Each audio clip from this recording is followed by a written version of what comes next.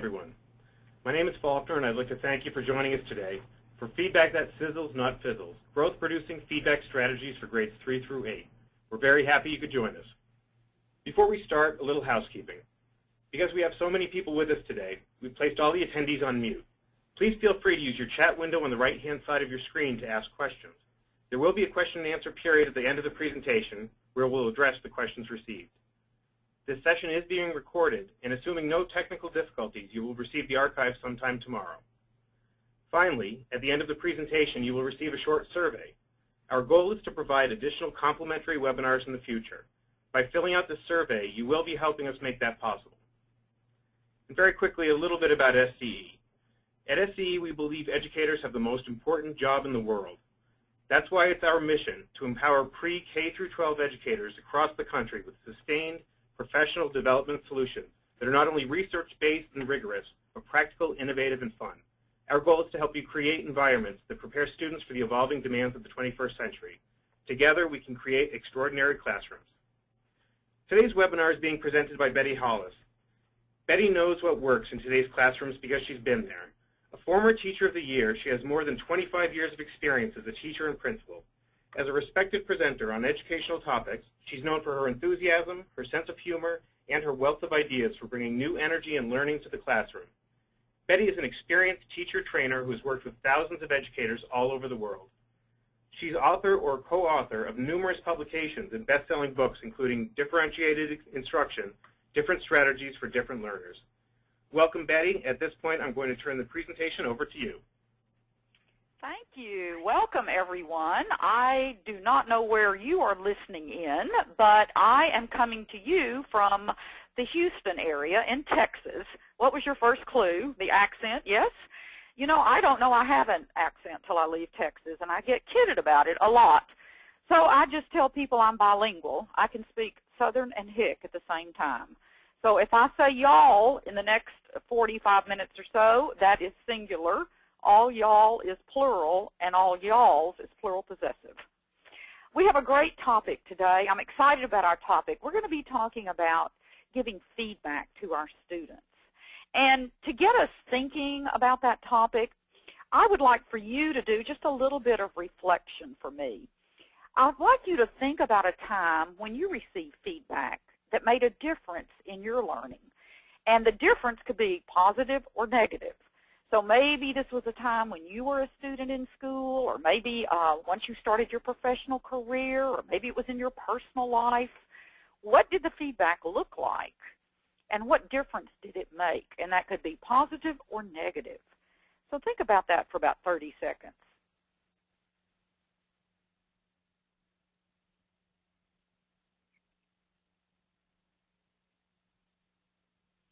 When I think about it myself, what immediately comes to mind is when I was in high school years ago, and I was a member of the drill team. And I can remember, it is so etched in my mind, one day the band director, whose wife was our sponsor, well, the band director and the wife, you know, he ran the band, she ran us. Well, he was a very I would guess you would say, overpowering kind of personality. And one day, while we were on the field, the drill team, he was up on the very top bleacher of the football stadium. If you can imagine this, we're practicing down on the football field for the routine that weekend. And he started imitating me. There's like 80 girls on the field. And he starts imitating the way I was walking.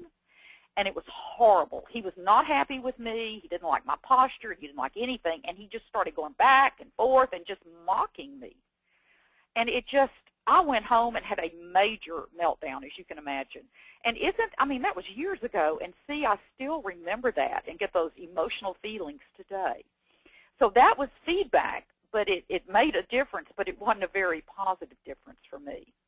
Well, fast forward that, when I think of feedback, to last night. I was out at our local Little League field watching my first grade grandson play a baseball game. And, you know, I'm obsessed with feedback now. So immediately I thought, man, these coaches, they've got it going with feedback. Those boys would come up to the plate, and immediately they'd encourage them. You know, you're going to hit, you're going to get a hit. And then the minute they step to the plate, they do some adjustment like, okay, step back a little, elbow up. In other words, they chunked it out.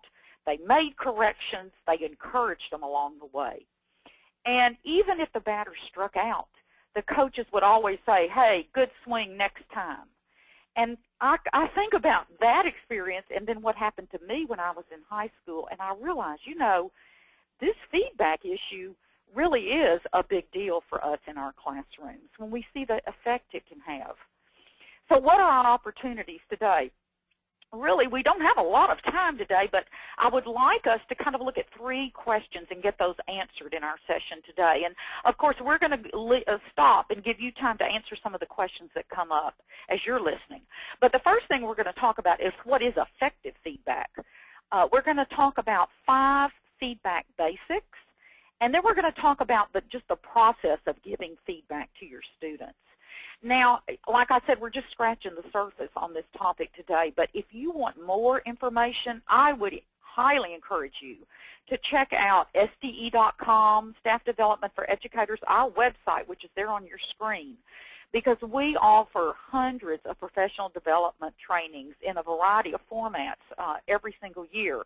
We've got some national conferences coming up this summer in Las Vegas and Chicago, and we have state conferences, and we go to schools and work with teachers, and I know that on the programs of many of these, we're going to be talking about feedback. What comes to mind for me immediately is I would love for some of you listening to join me in June in New Orleans, where I will be presenting a 3-day session, and the title of it is Uncommon Teaching in the Common Core World. And we're going to spend probably 2 to 2.5 hours just talking about feedback during that 3-day training. So we'll just look at bits of it today, but there's lots of information out there for us, so you don't have to feel like you have to go back in your room and reinvent the wheel on all this. There's good research, and so there's lots of opportunities to learn about the best way to give feedback. So with that, let's just jump in. Let's just get a simple definition of feedback out there for us. Feedback is just information about performance, in related to a stated goal. The interesting thing is when I think about my experience as a high school student, drill team member, I really wasn't sure what the goal was. I didn't really know how he wanted me to walk. All I know is he was just mocking me. But then I think about last night at the ball game, those kids know exactly. They know they're up there to get a hit, to get on base. And so those coaches were giving them specific, chunked-out feedback along the way. So at its very basic, think of holding up that mirror. Feedback is information about performance related to a stated goal. Okay, so great. Why should we as teachers be so conscious of feedback? Well, it's really because it's got a lot of power in our classrooms when it comes to student achievement. Doug Reeves says the power of accurate feedback is an immediate impact on results. Lower failure rates, better attendance, and fewer suspensions. Failure here undermines, and he's got in capital letters, every other effort in curriculum, assessment, and teaching. So it's the feedback that counts. There's a researcher named John Hackey, who I like to call him the guru of feedback. He reviewed 8,000 studies, and after this review, it led him to conclude that the most powerful single modification that enhances achievement is feedback. Well, we're certainly interested in this because that's why we get up and go to school every day, to make a difference in a young person's life and to help all of our students achieve. So if feedback's going to help, then I want to know how I can be effective when I give feedback. Okay, there's different types of feedback. We're used to evaluative, and evaluative feedback monitors learning. Okay? Descriptive feedback enhances learning. So what we want to strive for developing in ourselves is the ability to give that good descriptive feedback to our students, because that's what's going to enhance learning, not the evaluative feedback alone. And this doesn't happen overnight. We just work on it. We take baby steps. I don't know if you remember that movie, What About Bob? Baby steps, baby steps. We take baby steps into growing in our ability to give this descriptive feedback. So hopefully today you'll take some steps forward in this journey. Now, we know that effective feedback is not just evaluative. We know that effective feedback is not just the grades. You know, most of us are required to give grades. We know that. That's the game we play. That's what we do. Grades measure student performance and monitor learning, but they don't necessarily enhance performance. And think about our students. Students view grades as evaluation and judgment. And really, measuring and grading is not the most effective feedback. In fact, if you had to choose between feedback alone and feedback with a grade, choose feedback alone. This is something I was reading, an article recently, and this next thing I'm going to say, it made an impact on me. See if it does with you. What I read was that our students make greater gains in their learning when they receive feedback alone rather than feedback with a grade. Now, why do you think that might be? Well, the reason is because what do they focus on? They focus only on the grade, and they don't pay attention to the feedback when the two are combined. So, in other words, what we really want to make sure that we're doing is giving them the feedback for sure alone rather than feedback and a grade, because they're just going to focus on the grade. Yes, we've got to give the grades, but just keep that in mind. When you've got a choice, give that feedback. Also, rewards, like extra recess, you know, or smiley faces and stickers. That's not really effective feedback. Why? Because for one thing, it can undermine our kids' motivation, and it really doesn't give them information on where they are in relation to a goal. You know, just putting a smiley face at the top of a page, well, they're probably know they did something right, but maybe it's not specific enough. It's not in relation to that goal. Also, praise. It's not so much that praise is the villain, it's how we praise. In other words, if I just say to my student, oh, great job, that could leave that student confused, because the student then might say something like, well, what about this is so great? And the last one is interesting, too, to think about. When we rescue our students by fixing everything, if you will, you know, we fix everything, then the student has no opportunity to figure anything out. So, you know, I know when I was teaching, you know, I know it was possible for a student to revise work according to my directions and still not understand the why of the corrections.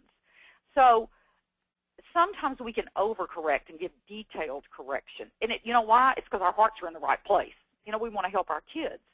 But if we go overboard, then that's not really effective either. So we're interested, again, in the feedback that enhances performance. So what is effective feedback then? If we know that feedback that's not effective are grades and smiley faces, et cetera, then what is effective? It's that descriptive feedback. Because what's happening in descriptive feedback, we're going to give kids information about what happened or what was done, and we're also going to give them guidance as to how they can improve their performance. So as well as indicating what they did not do, effective feedback includes further guidance. Now, that guidance may be specified, or it may be implied, or it might be elicited from the students by asking questions designed to get them to suggest ways in which they can improve. I watched a middle school math teacher who I thought she was doing a great job with questioning as a way to give feedback to her students. She had given them a quiz in math, and they had gotten their quizzes back, and then she had set up some review stations in her classroom, and she let the students look and see where they needed the most work. And they really got to choose the station they went to work, and they would rotate through as they needed, or if they felt like they needed to stay at one for whatever her time limit was, they could do that. In other words, she was really empowering them. But what she did, once they got to their first stations, she would go over to them. Now, she knew why they had selected that station, but she didn't say that to them. She drew forth. She said, okay, I see that you all have chosen the tree diagram station. Why? What was it that made you choose this station?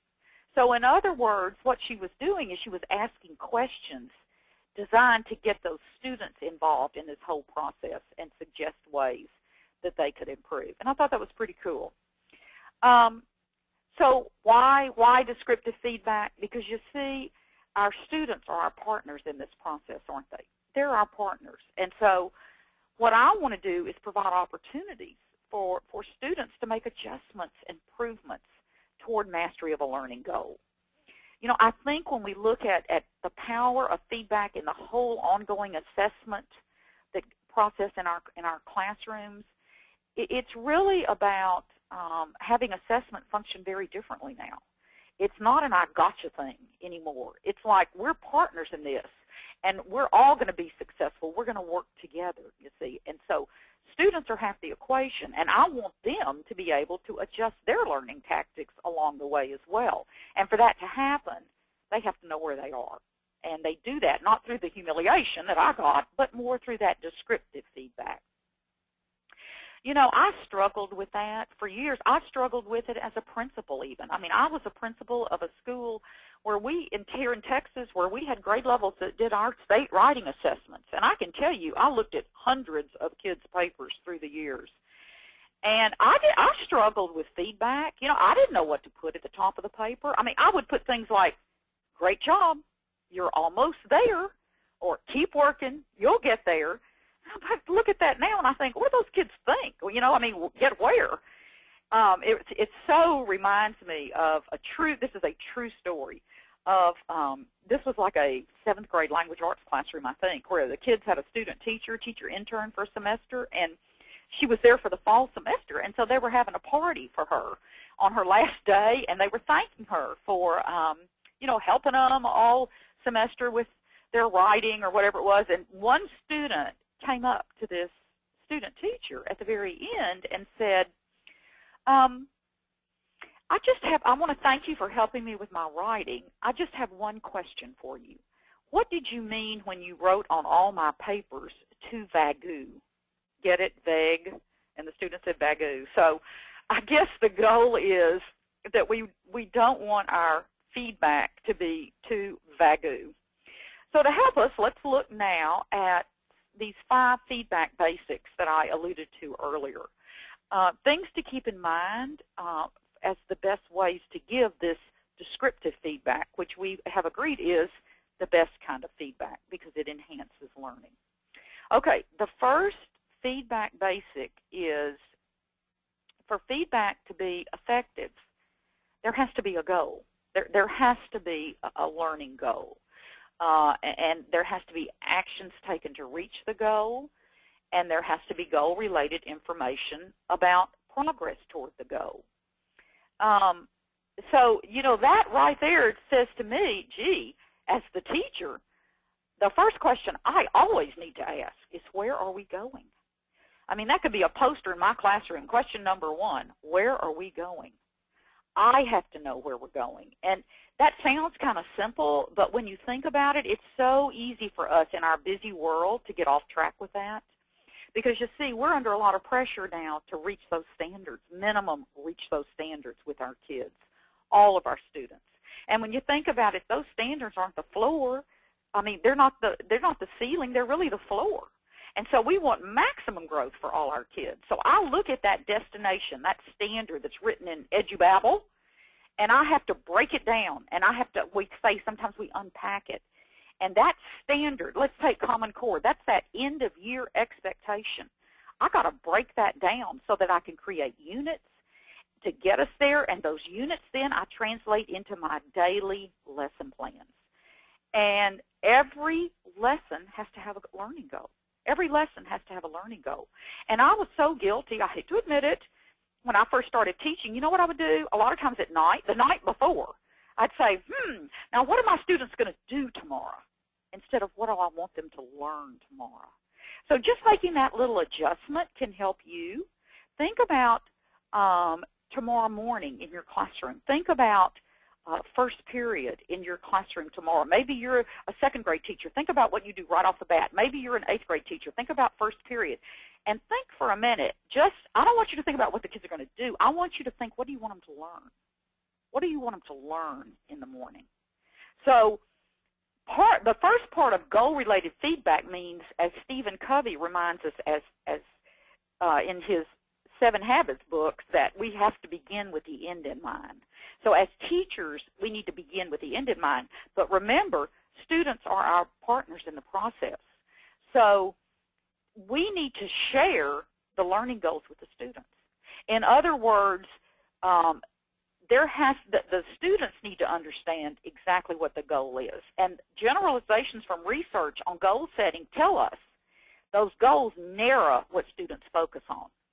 So we want to make sure we're sharing in student-friendly terms, not the activity. I mean, we can share the activity. What we really want to share is the goal. The activity is how we're going to get there. And look at these examples from 2 different grade levels. The first example there, the younger grades. Good writers know that the picture matches the words. Okay? The teacher reminds the students of the goal. Good writers know the picture matches the words. And then go to the next one. Good writers reread and revise their work before they continue on with their writing. Good writers make their writing better. Okay? So what we want to do is, put the goals in visibly, of course, but we can't just post them in our room. I mean, I know that a lot of you probably are in a district where we need to have our goals posted if someone comes in, the standard, the goal, whatever, and whatever you call it, the learning target, the goal, the standard. But, any kid can mimic that back to you. Half the time they don't pay attention to it. A better thing to think about doing is to have kids paraphrase the goal in their own words. Have them paraphrase the goal in their own words. I work with teachers all over the place, and I go in a lot of schools, and sometimes I go in classrooms and model lessons, and I can remember being with a great staff in Arkansas a couple of years ago, and I was going to model a lesson with some 6th graders, and the teachers are going to watch. And so I'm up there, and I tried to, I was sharing the goal with the kids, and I was trying to get in friendly language, and I said, okay, now, and I had them like an A and B partners. I said, okay, partner A, would you please tell partner B in your own words what we're going to learn today? They looked at me like I was an idiot. Like, what? And so I just kept working with them and working with them. So they're not used to it as well. So we have to work on that, getting them to know the difference between the activity and the goal. Because we don't want to give the message that learning is just completing a bunch of activities, you see. So the first thing we do is focus on the goal. The student writes an opinion. Common Core Writing Standard number 1. The student has to write an opinion in K5, switches to argument in 612. Why? Why? To convince the reader of something. That's the goal. Last night, the batters went to bat. Why? To get a hit. If the student's not clear on the goal or doesn't pay attention, then the student cannot make use of the feedback and probably will not achieve the goal. Consider this. Have you ever heard students talking like I did one time, where the first student out in the hall said, gee, I wish Mr. Jones would give us back our papers that we wrote on biomes. It's been weeks since we wrote them. I can't even remember what I wrote. And the other student standing there said, well, what difference does it make anyway? Usually there's just a letter grade, like a B or something. What does that mean? And the first student responds, well, I agree. I wish you'd write comments so we'd know what we were supposed to be focusing on and what we could do better. Sometimes he circles stuff, but I still don't get it. And student 2 says, sometimes it seems like he doesn't really care if we understand it. It's just more about giving us a grade. And so, and it's the world we live in, and we feel that pressure, and we do give those grades. I just think we need to back up and say, okay, how can I also give that good descriptive feedback?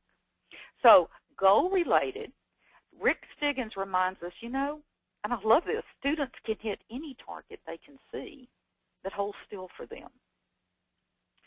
As we make our goals clear, for example, a lot of times our goals are very implicit, and so we're working to make them explicit. Kids get so confused. They're often unclear about the goal or the task of a lesson, and so we have to remind them of that often, about the goal. here's a fourth grade teacher, let's say, that is trying to provide her students with goals for maybe a science display. And she might say something, and have the visual where the kids understand, make sure, boys and girls, that the elements in your display represent what you've discovered in your experiment. You also want to create interest so people will come see it. So you see, in this case, the goals in this one are related to Common Core standards, and they're clear and specific. But the second part of that is they also allow for students to make some decisions, which is so critical. Our students need decision makers as well. So it's clear, but yet, what are things you can do, boys and girls, to engage that audience? What are some visuals you might include? How might you incorporate technology? In other words, some of that decision making is going to be up to those students, which we want. We have to ensure that students know what success looks like. In other words, like I said, have kids paraphrase or put the learning in their own words. Help your students identify the criteria for success. And, a lot of times we do that with rubrics, don't we? And we want to provide models that achieve the learning goal in an exemplary fashion, that vision of success. Kids have to have that. And another thing we can do is to help our students is let them analyze those exemplary models. In other words, lead students through an analysis of the criteria in terms of the samples you provide. Let's say you provide, for example, in our new Common Core writing standards, if you look at Appendix C, you've got some student exemplars of the writing prompts, the new writing text types, if you will, and they have various student samples at different grade levels. I want my students to look at that. We want to analyze that, and we want to see how those student writing samples are hitting the targets that are set forth in those new Common Core standards in writing. So if you haven't had a chance to look at Appendix C, take a look at that, because that's a great way to lead kids through that analysis. We want kids then to be able to compare their product to whatever the criteria for success is. And we want them, of course, to continue working until they can reach that goal. Now, we also, another feedback basic, in addition to goal-related, is feedback has to be clear and specific and understandable. Now, that sounds obvious, doesn't it? But a lot of times students really don't understand our feedback, like me. I mean, I know they didn't understand when I was writing up there, keep trying, you'll get there. Sometimes I would write on their papers, just elaborate more, and they'd add more adjectives, because it just wasn't clear. So we want it to be specific, but not so specific that kids don't need to do any thinking or problem solving. In other words, we don't want to do the work for them.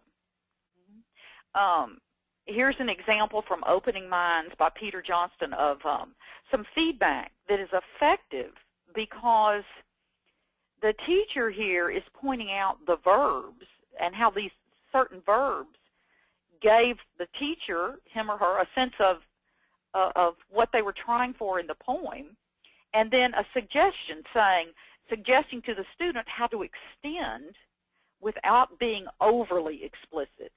So too little feedback leaves our students wondering about their work, and too much overwhelms them. So we're trying to strike that balance. Another part of making feedback clear and specific and understandable, that second basic we're talking about, is to think about how do I follow up with this? How do I follow up? And again, asking the students, put it in their hands. You could ask the students, what's the most important thing you're going to do now? Okay, get them to draw forth from them, get them to verbalize it. For a long time, and I'll still do it now, I'm guilty of it, because we're in a hurry, the bell's going to ring, whatever. I'll say, do you understand? Or are there any questions? And all that's going to do is tell you their neck muscles are moving, because they're going to nod up or down or back and forth. So it's better to draw out, get them talking. What's the most important thing you're going to do now? Tell me your plan. And then, of course, as teachers, we need to self-reflect, and that's much harder, I know, than it in reality. But we want to be reflective and think about, did this student or did this class understand the feedback? And how do I know that? And does the feedback I gave provide opportunities to improve this product? So again, the more that we can make it, our feedback, specific and clear and understandable, the better it's going to lead to their achievement. But I just want to remind you again, it doesn't happen overnight. We're just going to take baby steps. Okay, another basic we can talk about are the types of feedback. Well, there's feedback about the task, feedback about the processing of the task, and feedback about self-regulation. Probably feedback about the task is the one that we use most of the time with students, right? We let a student know how well he or she is performing. It's the most common type. Now, the best task level feedback corrects flawed interpretations and doesn't, rather than a lack of knowledge. In other words, like the band director that humiliated me, he was humiliating me because what he was doing was really my lack of knowledge and rather than trying to correct and show me the correct way. And he did not show me any strategies to achieve the goal. So we're after helping our students correcting flawed interpretations and not a lack of knowledge. So let's look at some examples maybe of feedback about the task. You will want to include more feeling words here to bring out your voice. Okay? So again, not necessarily telling them the feeling words, but giving them that direction. Your answer to problem 15 is correct. You're pointing to the right contraction. Read the section again because your answers to question 5 and 6 are incorrect. Now, when might this type of feedback, in other words, feedback about the task students are engaged in, when do you think maybe this wouldn't work? Is there a time in your classroom when this might not work? Yeah, probably so. I mean, this type of feedback would not be best when students lack information to correct their errors. Okay? Because if they don't have the information to be able to correct their errors, then they would not need feedback about accuracy only. They would need instruction. Another type of feedback is the feedback about the processing of the task. We're reading a lot more about this now because what we're really talking about now is that metacognition and helping students be aware of their thinking and the strategies they're using. So as a teacher, you see, I have to model that. I need to refer to strategies or processes a student uses to complete an assignment or task. That is feedback about the processing of the task. So in other words, this kind of feedback, you know, if I said something like, you seem to be highlighting lots of text, you know, you're highlighting a lot of it. If the assignment is to read and highlight the important points, and I'm cruising the classroom, and notice a student is just, everything's yellow, highlighted, I might say, oh, you seem to be highlighting lots of text. You know what? You might try reading the text first, and then pick up your highlighter and go back and highlight what you think is important. You see, this kind of feedback helps the student own the strategies to be more metacognitive or aware of their thinking. I'm suggesting, you see, that, oh, a technique is read it first, then pick up the highlighter. How about this next example? This word is hard for you to read. Remember what we said about the vowel consonant pattern here? This kind of feedback, you know, encourages more in-depth learning.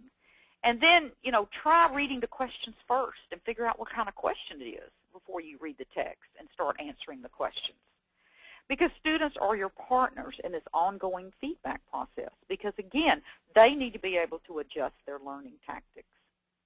Now, one thing that's really, I think, interesting is these two types are related. These two types of feedback we've been talking about, task and process. And the thinking now is that we should be trying to give both task and process feedback together. In other words, if I said you read that word correctly by using what you know about word parts or affixes to help you. So in other words, what I'm really doing there is helping students see the relationship between success with the task and the process they used. So that's a kind of a goal of mine personally. I want to work toward I'm giving more, not just task feedback, but I want to try as much as I can to combine it with feedback about the process as well. Now, there's a third type of feedback, and that's feedback about self-regulation. Self-regulation is something we're reading a lot now when we read about 21st century skills and getting our kids ready for college and career readiness and to be productive citizens when they graduate from our schools. So, you know, self-regulation means that this type of feedback has to do with the student's self-management, the student's self-monitoring, and actions that he or she works toward for a goal. Because an example might be, that hard work, your hard work really paid off because your piece was selected for the art show. So what I'm really doing is pointing out that effort that student made. Students need to understand the link between effort and achievement, and that persistence is often necessary to be successful. So I might say to the student, well, you know, it looks like you have a lot of proofreading errors in your final draft. Do you need a quiet place to read through it again? So that this type of feedback is not putting the emphasis directly on the performance, but rather on how it was carried out. The issue here clearly isn't that the student lacks proofreading skills. Or what about the next example? For the problems where you drew a diagram first, you figured out the correct answer. Is that a strategy you often use? See, what's the issue here with the self-regulation? The student didn't take the time, like many of them do, to draw the diagram for each problem.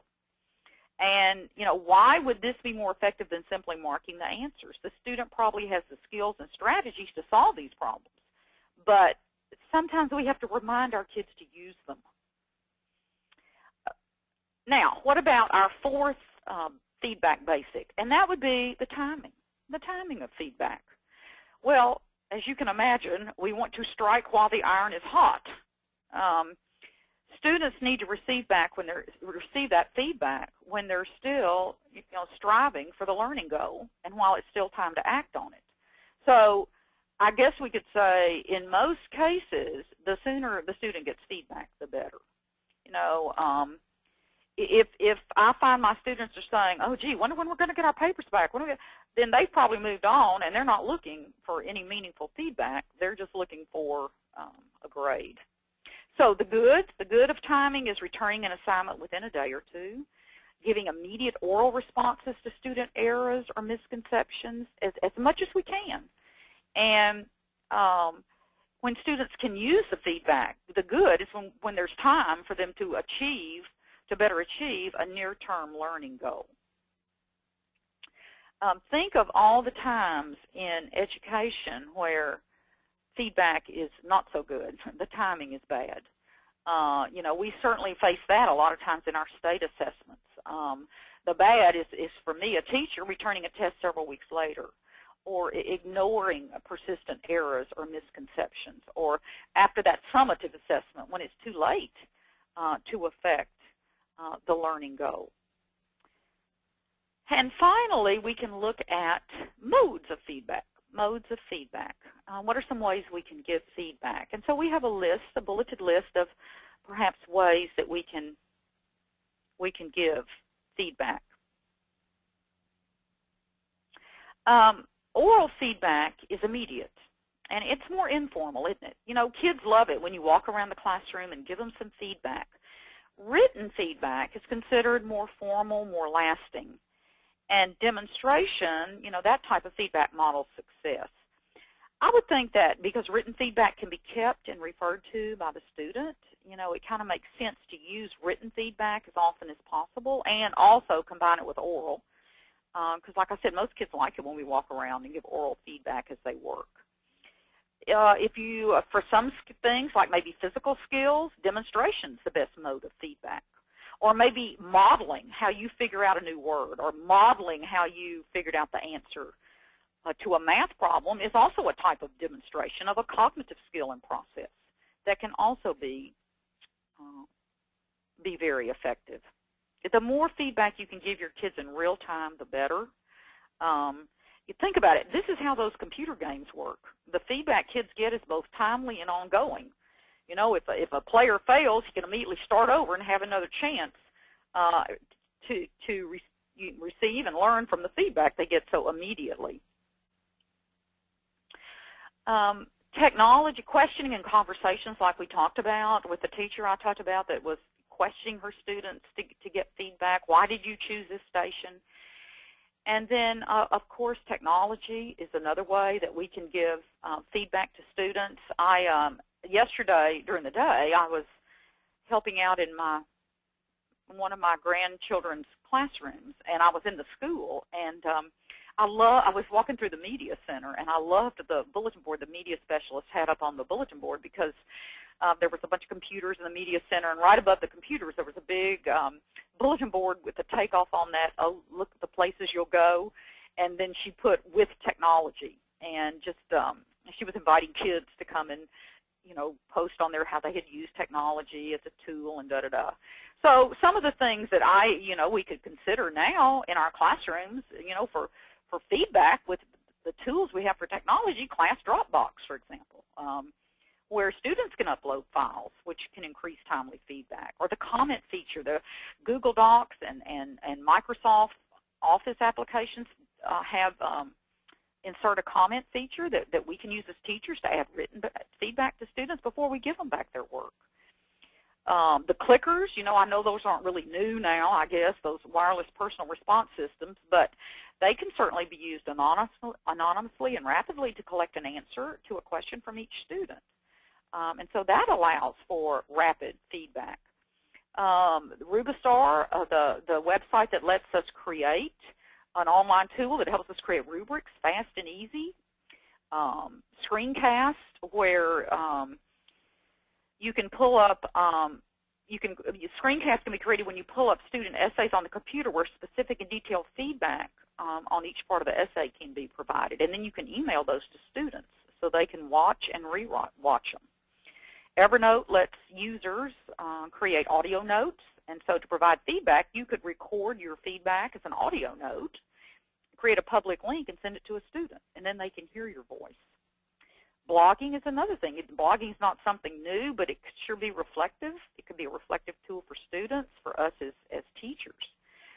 And then the student and parent portals. You know, as I go around and work with teachers and go in classrooms, you know, everybody's all over the place with technology. You know, you'll go some places and it's just out the kazoo, and some places it's just not much. But in some of the places I've been recently, many of the student information systems, you know, have online portals that let students and parents view student information by logging in, or special apps for smartphones and tablets. And so, you know what, that gives kids and their parents a chance to view upcoming assignments or attendance or grade point averages or daily work scores. So technology can also be a tool that we use as a mode to give feedback. And finally, student-led feedback. Now, student-led feedback includes two types of feedback. It's peer feedback as well as self-assessment. Now, peer feedback does not mean that students grade or score other students' papers. Really, the purpose of peer feedback is for students to clarify for each other what was correct or incorrect about their responses. You can sometimes have students serve as reviewers during various phases of longer projects. So, you know, if you're going to do that, if you're going to use the peer feedback, the templates that may be helpful, in other words, what you might want to do is set up with your students, get their buy-in, some classroom agreements or classroom norms for giving feedback. And again, this has to be taught and practiced with students. You can't just announce it. They have to practice what does it look like, sound like. But they can learn to do this when you have templates and ground rules to structure the feedback. So you can do all kinds of things to teach these. You could do role plays so that kids really understand them. You might ask a student to break one of the norms and ask the class to identify which one, and practice and continue this practice until they're comfortable. Because this is hard for kids. They're not experienced at providing feedback. So It's going to take our modeling and teaching it to them, you know, and also to support them throughout the process. Feedback can also be self-assessment, where students self-assess. It's another effective form of student-led feedback. And that can be as simple as asking your kids to score themselves on an assignment using a rubric, or asking them to summarize their progress on learning goals at the end of a grading period. Ask them to reflect and summarize. In combination with rubrics, self-assessment forms can be devised to help kids gauge their own progress. You know, I was reading something that really hit me, this quote from Robert Marzano in an article he had several years ago in Educational Leadership, where he said that when students track their own progress on formative assessments using graphic displays, there's a 32% gain in achievement. That's huge. So I'm thinking about that. Wow. So what's he saying here? You know, I mean, I think as a teacher, we get a lot of graphic displays of data. But how could we make it where kids can graphically see their progress? And I started thinking, gee, you know, I go in classrooms all the time, let's say in the younger grades, where kids are having a big reading incentive and their little books or trains or trucks along the wall, they're tracking their reading progress. That's a graphic display. Or maybe we get more sophisticated with upper grade students where they actually keep a chart and they track their own progress. So the point he's making here is, you know, feedback, it shouldn't be considered as something only the teacher provides. Students can effectively monitor their own progress and keeping a chart and doing that graphic display. And then we saw from Marzano's research that it can have that dramatic effect on achievement. Okay, so now we've talked about what is effective feedback. We've talked about 5 of the feedback basics. Our last question to consider now is, okay, give me a process. In other words, what could I do? What's the process I could use to give feedback to my students? Well, you know, there's not one way to give feedback. There's just not. There's no magic bullet or one way to give effective descriptive feedback to students. I think it's something we all just kind of have to play with and work on. I can give you some guidelines, though, you know, to think about, to keep in mind as you work through kind of your attempts to give feedback to students. I think you could think of it as a multi-step process here. There's a couple of slides that we'll just talk through quickly, but I would just say that that doesn't mean you got to do all these steps every time you give feedback. Can you imagine? It's just meant to help you get better at giving descriptive feedback. So basically, the guidelines are that, remember, you want to connect it to those clear learning goals that students understand. It should always be goal-related. Honor what's working. Honor what's working. Point out what's not working, and offer direction to fix what's wrong. And then we want to, you know, let's say it's verbal right there. I could do that in a nanosecond to a student. I could do those 4 steps right there. Connected to the learning goal, honor what's working, point out what's not working, offer direction to fix what's wrong. Okay? You know, I could go to a student and say, you know, we've been talking about that voice is just you on that page. It's your personality coming through. And right when I read this paragraph in this narrative you're writing, I knew that was your voice coming through. In this paragraph, I needed to hear more of you. So maybe you might want to try putting some of your feeling words in there. How are you feeling here? Boom, it's done. And I met all of that. But then there's another part. I want to make sure that I'm creating opportunities for students to use that feedback right away and establish the value of success. In other words, re-engage kids in that goal. And finally, just model, model, model. In other words, you know, think aloud, you know, using feedback yourself. When you think aloud in front of your kids how you solved that math problem or added evidence to the text you're writing, you're modeling for them, really, how to take control of their learning.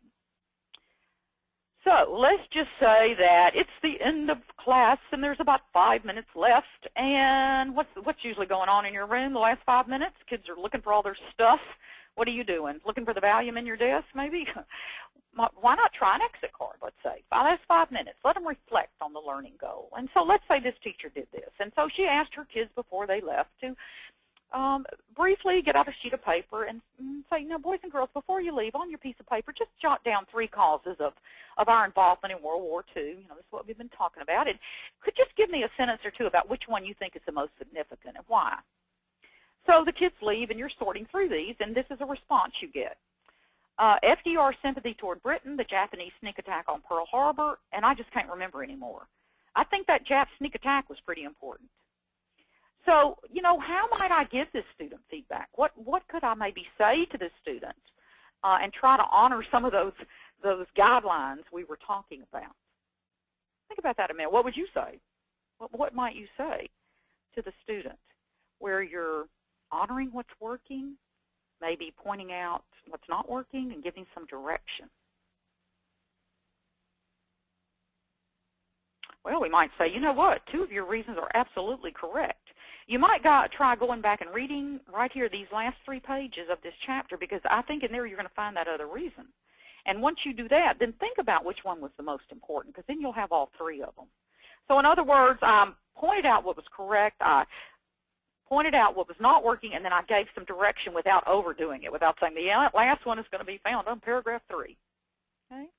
So again, it's a journey. Feedback's a journey. Giving good descriptive feedback is a journey because we're not used to it because of the world we live in and the emphasis on grades and evaluation. So I would just say my suggestion for you as you go forward then is to think about some of the things we've talked about today and maybe identify one thing, just one thing going forward that you might want to try with your students. And I'm going to give you just about 10 seconds to make that little action plan somewhere. What's the first thing you're going to do as a result of listening to this today? Write it down. If you think it, ink it.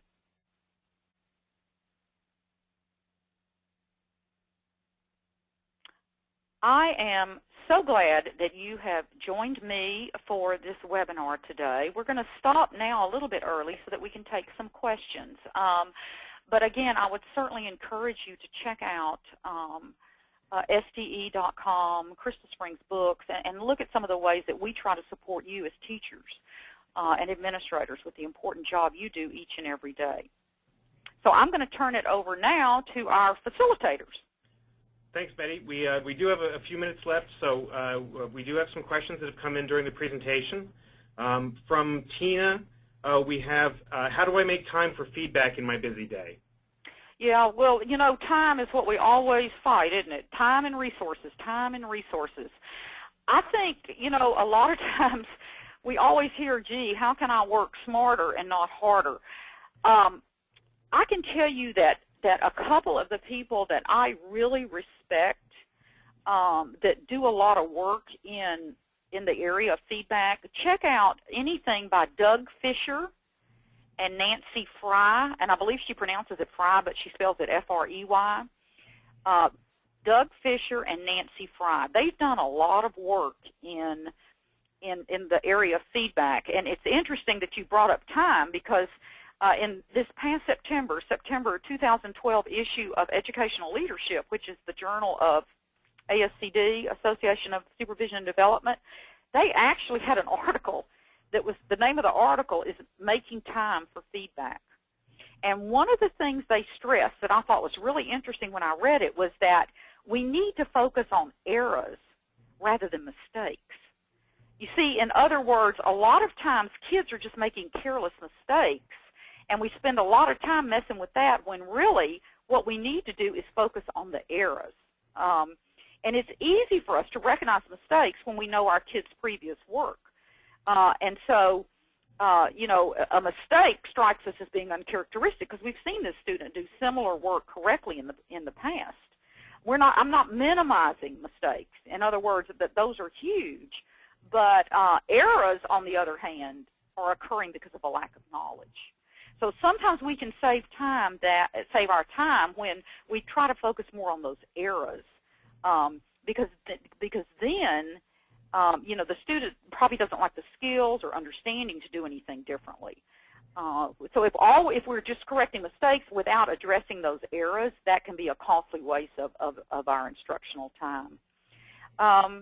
And again, look for those patterns. Know your kids, so you can look for those patterns in student errors. You know, we've got to know which kids make which kinds of errors.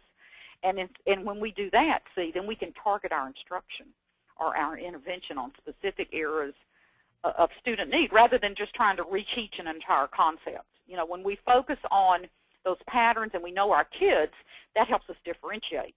And in the end, that will really save us time. Thanks, Betty. We are just about out of time, and I know we're getting close to the half hour here. If we didn't get to your question, we are going to be posting all the questions and answers to our LinkedIn group. If you go to LinkedIn, select the groups, and search Staff Development for Educators, or SDE, we will also post a link to this discussion on Facebook and Twitter. We hope you enjoyed the presentation. As a special thank you, we'd like to offer you a 10% discount if you register for any seminar or conference by May 30th, 2013, and mention VIP code WEB502. You also may be interested in our 3-day institute, Uncommon Teaching for the Common Core World, which is being held in New Orleans June 19th through 21st and presented by Betty herself. Also, keep in mind you can bring Betty or added instruction in any of the topics that we bring up in these webinars to your school or district. For more information or to register for an event, call us at 877-388-2054. Again, we hope you enjoyed the presentation and hope you have a great day. Thank you.